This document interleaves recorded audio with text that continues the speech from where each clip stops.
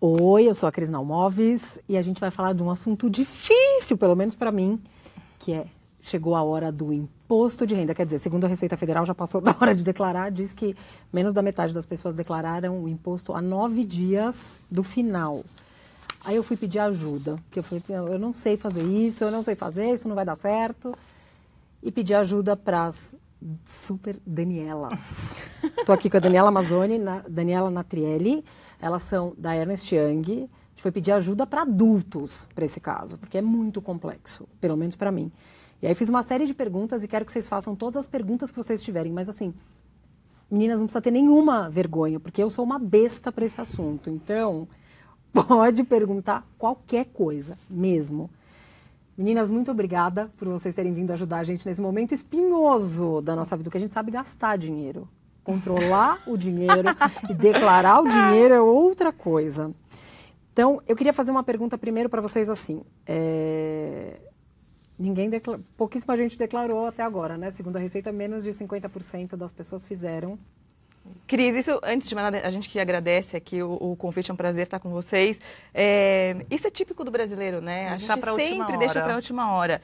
Então, até ontem, às 6 da tarde, a gente tinha 48% dos brasileiros já entregaram as declarações. Então, você vê, menos da metade, faltando 9 dias. Lembrando, super importante, que o prazo é dia 28, não dia às 30, 11h59. 30 é um domingo, então é o último dia útil de abril. Sexta que vem. Depois desse live, a gente vai todo mundo fazer a declaração de imposto de renda. Gente, antes do feriado. Antes do feriado. E aí, minha pergunta é o seguinte. Vou começar com as minhas próprias perguntas, tá?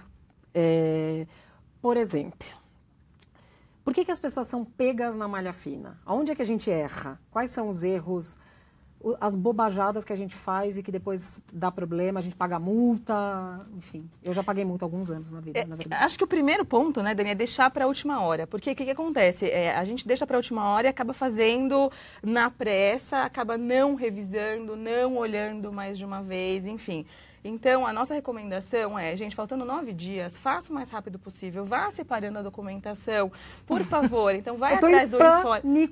Não, Cris, a gente vai dar tudo certo. Vai dar tudo certo. A gente está aqui para isso.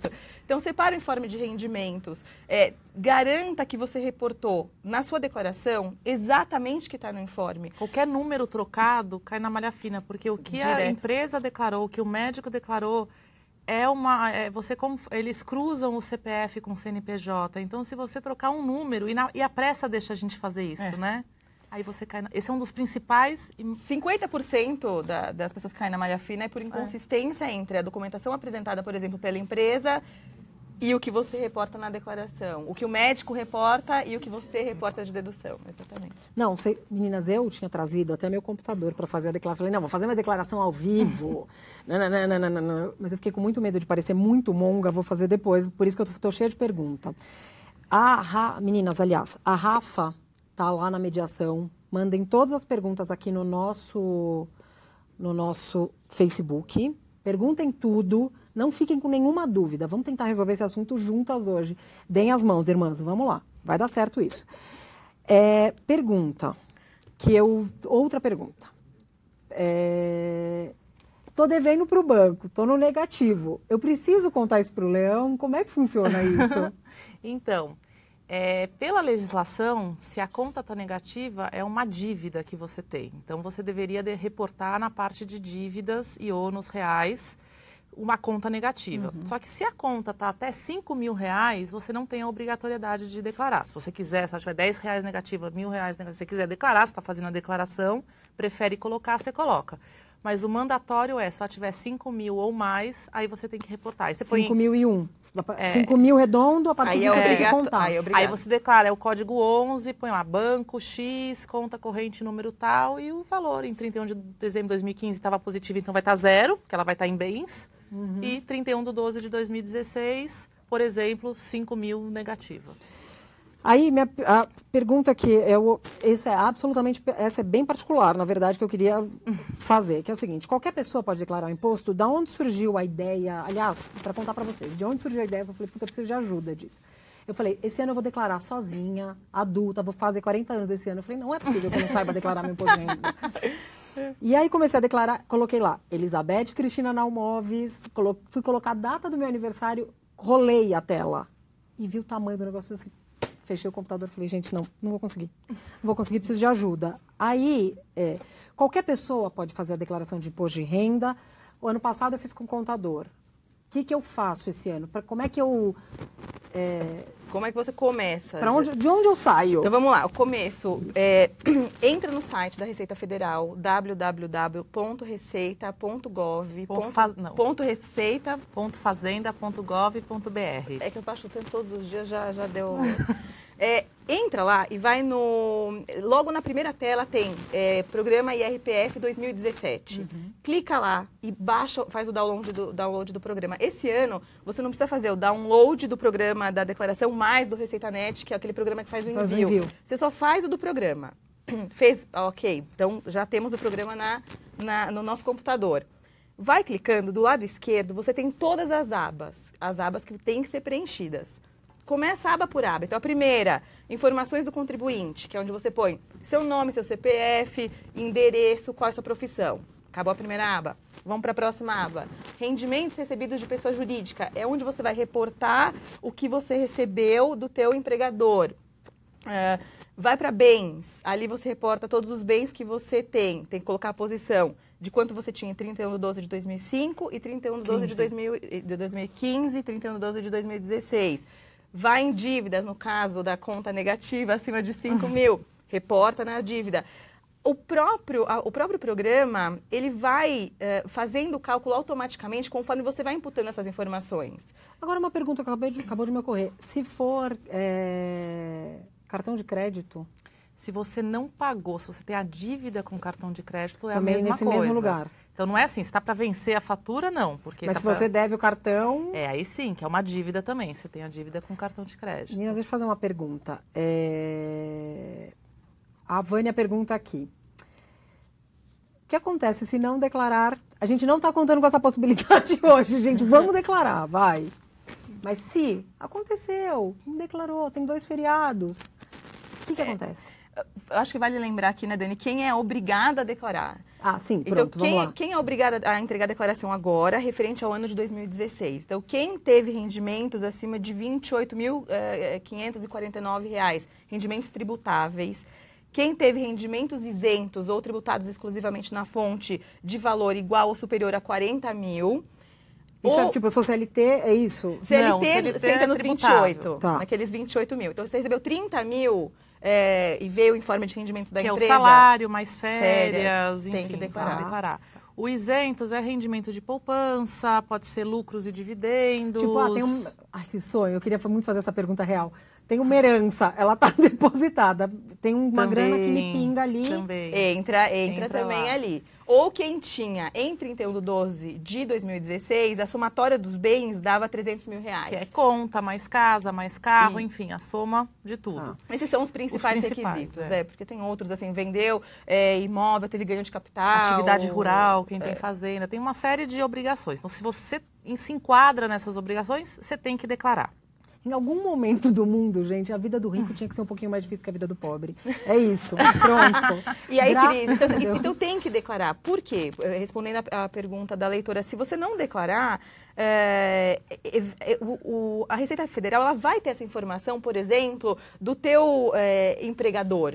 Então vai falar, cadê a declaração dela que não foi entregue? Então o empregador está falando, olha, eu paguei 40 mil para fulana. E vai estar o CPF dela. E ela não entrega, não vai bater a informação. Então, ela tem que entregar. Ela vai ter pendência no CPF. E aí ela vai perceber depois. Então, a partir do dia 2 de maio, a Receita aqui ela é super automática. É o Brasil que funciona. A Receita Federal, o Brasil Então, a partir de 2 de maio, eles já vão perceber. E aí, você vai pagar multa pelo atraso na entrega. Então, não entregou, vai pagar multa por atraso. Se, assim, não é... Eventualmente não der tempo por conta de qualquer coisa. Dá tempo, tem 9 dias, vamos fazer antes do feriado. Mas se por um acaso não der tempo, é melhor entregar para evitar multas e juros e depois retificar, incluindo os informes para fazer direitinho, do que não entregar para você não pagar multas e juros pelo atraso. Meninas, a gente vou fazer a pergunta aqui, estou fazendo as perguntas, vou fazer as perguntas mais para as meninas, mas também tem o seguinte... Se for uma dúvida que for escabrosa, já combinei com as meninas. Se elas não souberem, por alguma razão, tenho certeza que elas sabem, mas se elas não souberem, a gente vai responder depois. A Eli Paz está me perguntando aqui, quem é CLT e também tem MEI, microempreendedor individual, para quem não sabe, aberto, como declara? Tem algum ponto específico para prestar atenção? Porque acho que tem... MEI o MEI é complicado, porque o MEI o que é? É uma pessoa física que também é uma pessoa jurídica, né? Então tem que ver como ela optou pelo recebimento da MEI. Se foi um prolabore, por exemplo, o prolabore, ele tem um tratamento como o salário. Se for retirar, então entra na somatória dos 28 mil, né? Se que for...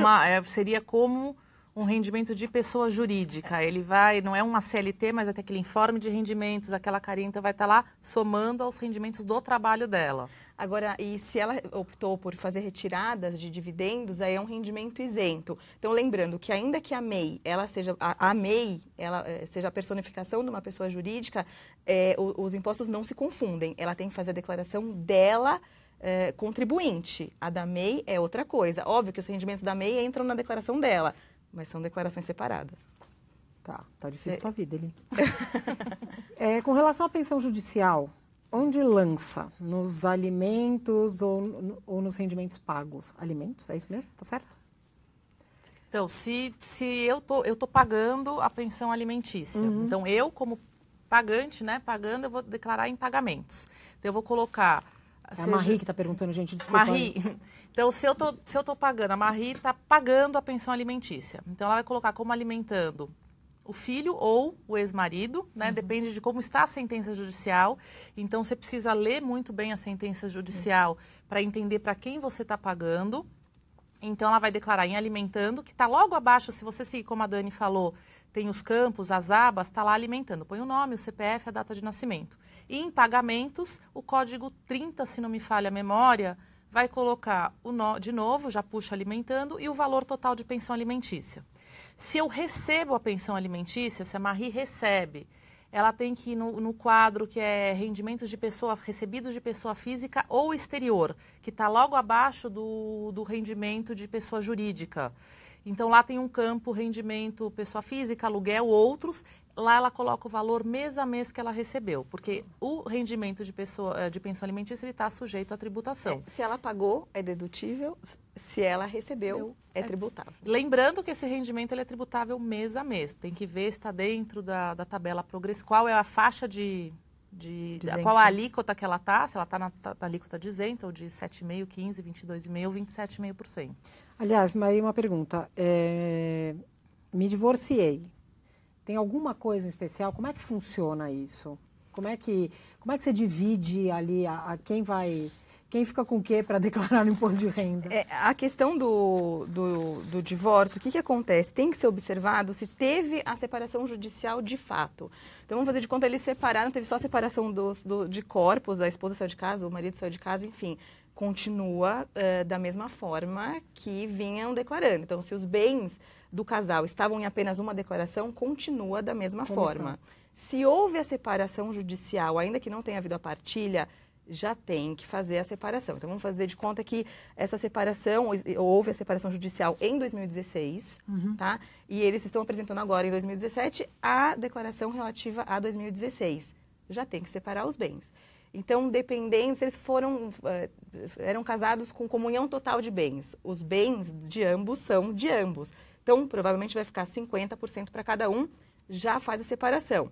Então, eu declaro sobre os meus 50%. E ele os 50%. A diferença é, por exemplo, vamos nessa hipótese que a gente está falando, faz de conta que estava tudo sempre na declaração do marido, 100% na declaração do marido, e agora os 50% vai entrar na declaração da ex-esposa. Tá. Ela tem que justificar esse acréscimo patrimonial, senão ela vai ter só a entrada do patrimônio, sem a entrada da grana, né? Porque você tem que sempre casar, tem que ter essa preocupação também. Gente, então, pera, só agora talvez tenha uma coisa que talvez seja a parte mais simples, mas que talvez seja um pouco mais complexa, que é assim, entrou, saiu, tem que ser exatamente o mesmo número. É basicamente sobre isso que a gente está falando, mais ou menos, que assim, ganhei 1.000, a empresa diz que eu ganhei 1.000, declaramos 1.000. Tem que fazer sentido, Cris. Tem que fazer esse sentido, porque o que é essa história da malha fina. Isso bate na hora. Se, por exemplo, a Dani fala que ganhou 10 mil reais, declara 10 mil reais, só que o patrimônio dela aumentou 1 milhão. Da onde que eu tirei? Da onde veio? Então, assim, você tem que ser a sua renda tem que ser compatível com o seu aumento patrimonial. Você também não pode ganhar 10 e gastar 10, porque na declaração não tem tudo. Então, eu tenho que ter dinheiro para comprar roupa, para ir ao cinema, para viajar, eu tenho seguro de casa que eu pago. Tem algumas coisas que a gente precisa para sobreviver que não está na declaração. Então, você tem que ter uma sobra mensal para você sobreviver. Então, ela não pode ser no 0 a 0 nem no negativo, né? Então, o cálculo, a malha fina, ou o que é? O total de renda tem que ser compatível com o seu aumento patrimonial e com os seus gastos. Os gastos que a gente declara, que é médico, escola, o que é da declaração. Então, é isso. Agora, o que nunca pode ser é gastar mais do que ganhou. As mulheres conseguem, às vezes, né? Mas para a Receita Federal, Welcome não. to my world. A gente pode fazer uma outra conversa sobre isso. Eu sou mais expert nisso do que imposto de renda. Ô, Cris, mas só para completar a resposta, então, essa ex-esposa, ela vai ter que declarar, então, na data de 31/12/2015, patrimônio 0, em 31/12/2016, vamos, R$100 mil do valor do imóvel, por exemplo, e vai ter que jogar em rendimento isento e não tributável na linha 19 o valor que entrou. Então, se a gente está falando que essa casa custa 100 mil, ela vai ter que jogar 100 mil também. Para dar esse suporte. Entendi. Para bater ali a conta. Aí tem uma coisa que eu fiquei com uma dúvida, que é o seguinte, por exemplo, remédio é uma coisa que pode ser deduzida do imposto de renda, ou é só hospital, plano de saúde? Sim, né? Remédio, você não pode, se eu for na farmácia e comprar remédio, não. A não ser que ele esteja na fatura do hospital. Então, se eu for internada, se eu fui para o hospital e lá dentro do hospital tem os remédios, sim. Mas se eu estou doente, fui enfim, mesmo com receita médica, fui na farmácia, comprei lá um remédio, aí não pode. Plano de saúde pode, não tem limite de dedução. As despesas médicas também não têm limite de dedução, desde que não reembolsadas ou parcialmente. Então, se eu tive uma despesa médica parcialmente reembolsada, eu vou lançar lá o total pago e o valor reembolsado. E o próprio programa já vai puxar para a dedução a diferença. Entendi. Gastei, fiz uma cirurgia, era 10 mil, o meu plano de saúde me reembolsou 8 mil, eu Você paguei vai declarar 2, eu declaro 10, 8, tem o campo dos 2. O 2 o programa puxa, você só vai por 10 e 8. Então, para a última página, se você tiver na declaração completa, que for a mais vantajosa, que é quando você declara, utiliza as deduções passíveis para imposto de renda, o programa já vai puxar esses dois, ele já sabe. Meninas, eu li em algum lugar que as pessoas são muito pegas na malha fina por conta da previdência privada, e aí é uma pergunta da Manuela. Previdência privada se declara. Então, a previdência privada, por que as pessoas são pegas? Porque tem um truque. A gente tem dois tipos de previdência. Era a minha pergunta, tem algum truquinho? Tem. Sempre tem. Que é PGBL ou VGBL. Então, vamos pegar o PGBL. O PGBL, ele tem que ser declarado apenas em pagamentos. Posso fazer uma pergunta bem burra? Isso está escrito ali no papel. Quando eu recebo os informes dos bancos, no informe vem escrito VGBL. Vem. Não preciso saber. Não, e o informe do banco, ele até fala. No PGBL, ele está escrito contribuições. No VGBL está em bens. Então, vamos lá. Então, como é que é? PGBL vai em pagamentos. E coloca código 36 e ele é dedutível. Então, até um bom planning para quem quer ter eventualmente aí alguma restituição. Quem faz a completa, porque na simplificada não pode. Não permite, boa, Dani. Você coloca lá o PGBL, então, pagamentos. Então, você não reporta o PGBL em bens. Vamos lá, pagamentos, PGBL. Excelente. VGBL vai em bens. Então, o VGBL, você tem ali no extrato do banco, você vai puxar... Tem 31/12/2015 e 31/12/2016. Então, PGBL pagamentos, VGBL bens. Esse é o truque. E o banco já traz direitinho. O VGBL você vai declarar sempre no patrimônio, o banco já traz isso, só o que você contribuiu. Porque quando você resgatar, você só vai pagar o imposto no resgate sobre o que rendeu. Então, eu contribuí R$100 por mês, resgatei, então vai ser só a diferença. E no meu já está lá sempre o que eu contribuí. O PGBL, a diferença que é dedutível do imposto de renda, tem um limite, 12% do total dos rendimentos tributáveis, né? Ele não, se você contribuir mais, ele vai deduzir até esse limite.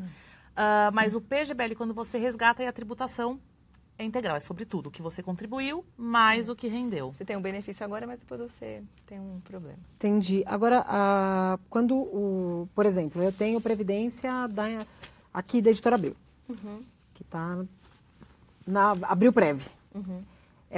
É uma previdência normal, como previdência de empresa é a mesma coisa que a previdência do Itaú. Isso não é um merchan, mas enfim. É uma coisa desse tipo.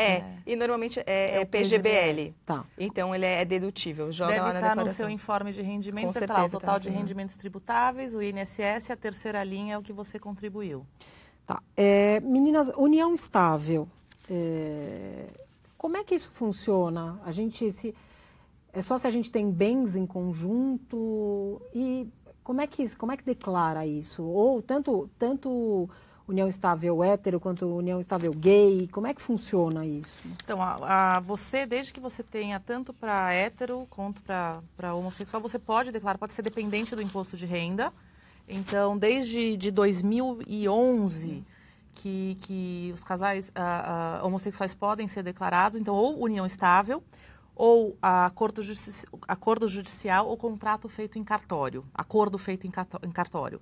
Então, se você é dependente, a regra é a mesma. Você vai declarar como dependente, vai declarar os rendimentos, as despesas, o patrimônio. Então, não existe uma regra. Você pode, num ano, declarar em conjunto, no outro ano em separado. Você tem que ver o que é mais benéfico, qual é a carga tributária, qual é a menor carga tributária, o que vale mais a pena.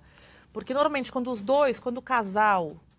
os dois têm renda, normalmente o mais benéfico é fazer separado, porque quanto mais renda você coloca, né, de um mais do outro, às vezes o resultado da declaração, a carga tributária é maior, mas nada impede, então você pode declarar sim.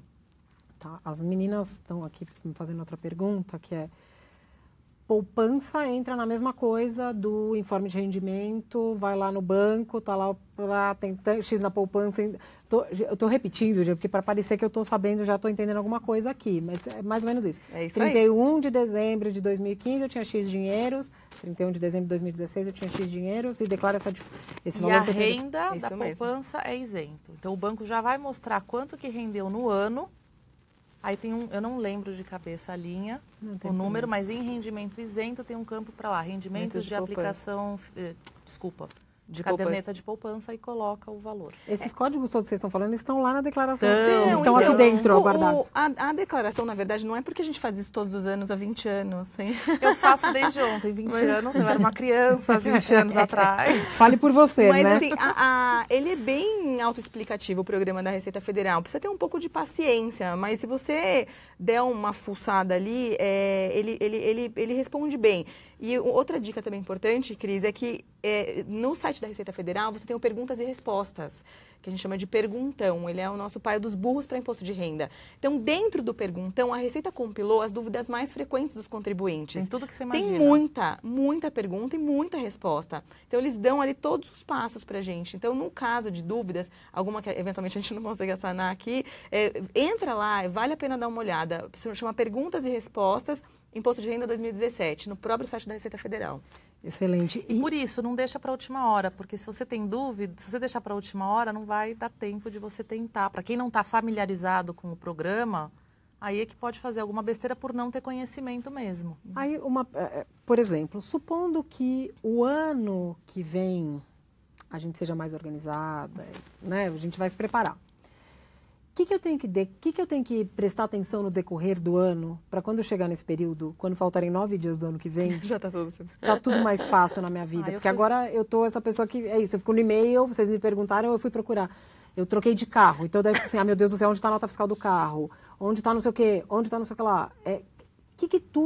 Quais são as coisas principais que eu tenho que guardar para declarar em 2018? Eu sou extremamente metódica, porque eu sou chata, tenho toque, mas me ajuda, viu? Porque a minha eu fiz no primeiro dia. Excelente, é a única pessoa no Brasil, talvez. Eu não fiz. Não, eu tenho uma pasta, enfim, se eu vendi o carro, troquei o carro, comprei, eu tenho uma pasta que eu deixo as notas fiscais, por exemplo, médico. Se eu reembolsei, eu tiro uma cópia de tudo que eu mandei para o plano de saúde, então tá lá, para depois eu conferir. Um sonho ser você. Dizem que tem gente que fala assim que eu dou medo, que eu assusto, que isso é muito... que é coisa de gente velha.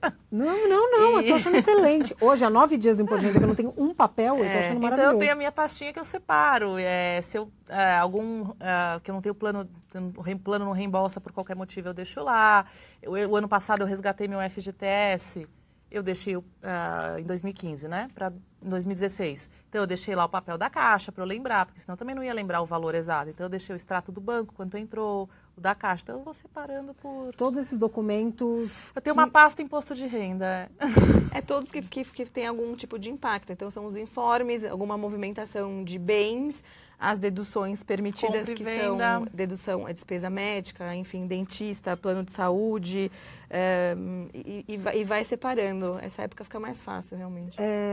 Cadê? Pera um pouquinho, desculpa, eu me perdi aqui na pergunta. Diz que... A Carol Oliveira quer saber, independente do valor da poupança... Acima de R$140 já tem que declarar.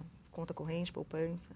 E essa isenção lá do rendimento? Do rendimento. Poupança é sempre isento. Sempre isento, independente. Independente. Se fosse rica, tivesse $1 milhão de rendimento, é isento. Que maravilha. Tá vendo? Parece bom fazer poupança, inclusive. Mas isso é uma conversa para outra. Para a Denise Damiani, nossa consultora financeira, que já veio aqui, já me falou que eu tenho que fazer isso. Muito, né? Mas gente, já é melhor do que eu gastar. Já estou começando a achar melhor do que gastar. Cadê que eu ia perguntar uma outra coisa? Meninas, eu me perdi nas minhas próprias perguntas aqui. Quando a gente coloca todos os nossos... Existe essa coisa, tem uma mítica, quando começou essa história, a nota fiscal paulista, por exemplo. A Receita Federal vai fazer um grande cruzamento entre quanto você ganha do reembolso da nota paulista com quanto você recebeu e você não declarou. A Receita Federal é esse Big Brother mesmo? A Receita Federal é esse Big Brother e a cada ano a gente tem observado que o cruzamento das informações e o nível das informações tem aumentado. Não só com nota fiscal paulista, com tudo, né? Assim, então, eles estão fazendo cada ano, a Receita acha alguma forma com despesa médica. Por exemplo, na minha organização aí maluca, hoje em dia, se a Receita te chamar para uma... Se você nunca tem despesa médica, a gente não sabe quando a Receita vai chamar para pedir documento. Mas se você nunca A Receita pode te chamar para pedir um documento? Pode. Ela vai mandar uma carta, né? Ela não liga, não Só manda vai e-mail. Minha vida aqui. Então, por exemplo, você nunca teve despesa médica. De repente, você tem uma maior, a Receita pode achar. Porque uma época tinha gente que comprava, vendia recibo. Então, hoje em dia, se te chamar, só o recibo original, por exemplo, do médico já não serve. Ela vai te pedir o recibo original. Dependendo do valor, do que foi, o médico tem que fazer uma cartinha com laudo que você tinha e como você pagou. Então, se você fez um DOC, um comprovante do DOC. Se você pagou com cheque, uma cópia do cheque. Se você pagou com dinheiro, sei lá, com o extrato que você sacou o dinheiro. Então, assim, a Receita, ela pode, exatamente porque ela quer, o que ela não consegue controlar, talvez automaticamente, como uma empresa, por exemplo, a Editora Abril pagando para você CNPJ com CPF. Isso é automático, ela não precisa. O que eles declararam, você tem que declarar que está igual. Dependendo do que for, não pode ser tão automático assim. Eles vão te pedir esses comprovantes. Mas eles aqui é Big Brother mesmo. O que está cruzando, então, que a gente já sabe que é com imobiliária, então, quem tem aluguel, cartão de crédito... Cruza também, os médicos que a gente já falou. Ai, gente, que tristeza, o cartão de crédito. O cartão de crédito. Enfim, então, realmente, a Receita tem, como a Dani falou, tem 5 anos, a partir do momento que você entrega a declaração para te chamar, para questionar, eventualmente, qualquer ponto que eles achem que tenha ficado estranho ali na sua declaração. Então, o que a gente realmente enfatiza que é importante, para você reportar exatamente como vem nos informes que você recebe, da empresa, do banco, para não gerar nenhuma inconsistência, tá? Porque isso pega na hora e aí você pode ser chamada para prestar explicação lá. É tipo a sala do diretor da vida adulta, a gente ser chamada na Receita Federal. Meninas, queria agradecer a presença de vocês, esses esclarecimentos, eu juro que eu vou tentar fazer. O ano que vem a gente faz de novo esse papo com mais antecedência. E, meninas, força, vai dar certo, a gente vai conseguir fazer isso. Eu tenho certeza, a gente consegue fazer coisa muito mais difícil do que esse imposto de renda. É verdade. Obrigada. Muito obrigada, a gente que agradece. Tchau, tchau, meninas, bom feriado. Tchau, boa sorte.